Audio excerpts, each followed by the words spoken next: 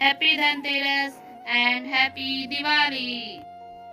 Hello दोस्तों, स्वागत है आपका हमारे चैनल में। आज मैं एक और पौराणिक कथा लेकर आई हूँ। धनतेरस क्यों मनाया जाता है और धनतेरस की कथा कैसे प्रचलित हुई। तो आइए दोस्तों, आज की कहानी शुरू करते हैं।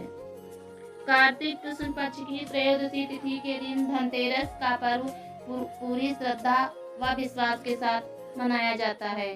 धनवंतरी के अलावा इस दिन देवी लक्ष्मी और धन के देवता कुबेर की भी पूजा करने की मान्यता है। इस दिन को मनाने के पीछे धनवंतरी के जन्म के लेने की कथा के अलावा इसके बारे में एक दूसरी कहानी भी प्रचलित है। कहा जाता है कि एक समय भगवान विष्णु मृत्युलोक में विचरण करने के लिए आ रहे थे।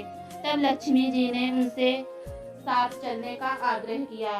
तब विष्णु जी ने कहा कि यदि मैं जो बात कहूँ तुम अगर वैसा ही मानो तो फिर चलो।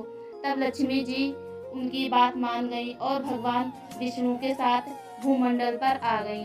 कुछ देर बाद एक जगह पहुंचकर भगवान विष्णु ने लक्ष्मी जी से कहा कि जब तक मैं ना जाऊं तुम यहाँ ठहरो, मैं दक्षिण दिशा की ओर जा रहा हूँ, तुम उधर मत आना।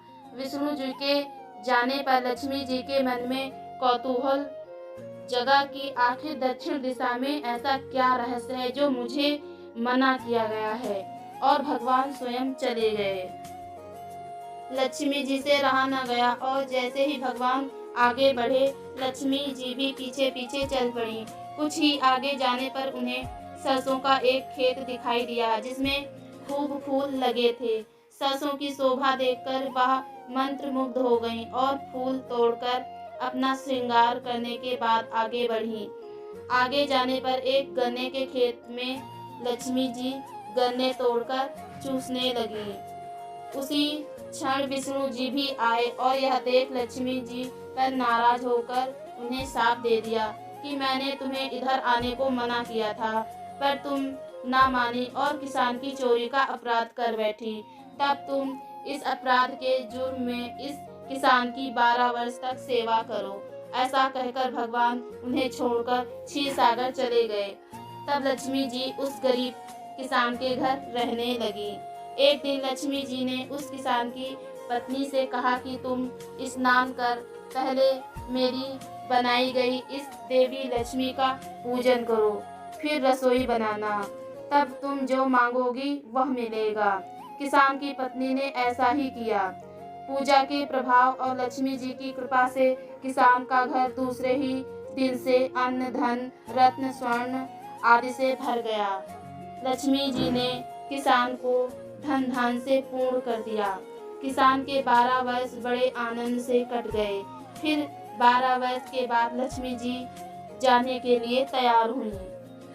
विष्णु जी लक्ष्मी जी को लेने आए तो किसान ने उन्हें भेजने से इनकार कर दिया। तब भगवान ने किसान से कहा कि इन्हें कौन जाने देता है, यह तो चंचला है, कहीं नहीं ठहरती, इनको बड़े बड़े नहीं रोक सके।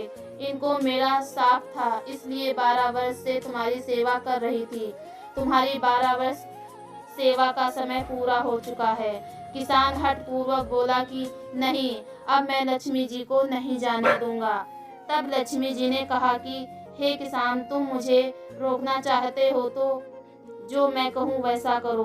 कल तेरस है, तुम कल घर को लीप पोत कर स्वच्छ करना, रात्रि में घी का दीपक जलाकर रखना और सायंकाल मेरा पूजन करना, और एक तांबे के कलश में रुपए भरकर मेरे लिए रखना। मैं उस कलश में निवास करूंगी, किंतु पूजा के समय में तुम्हें दिखाई नहीं दूंगी। इस एक दिन की पूजा से वर्ष भर मैं तुम्हारे घर से नहीं जाऊंगी। यह कहकर वह दीपकों के प्रकाश के साथ 10 दिशाओं में फैल गईं। अगले दिन किसान ने लक्ष्मी जी के कथा के अनुसार पूजन किया। उसका घर धन धान से पूर्ण हो गया। इसी वजह से हर वर्ष तेरस के दिन लक्ष्मी जी की पूजा होने लगी। तो दोस्तों, आज की धनतेरस की कहानी आपको कैसी लगी कमेंट में जरूर बताइएगा। धन्यवाद। हैप्पी धनतेरस।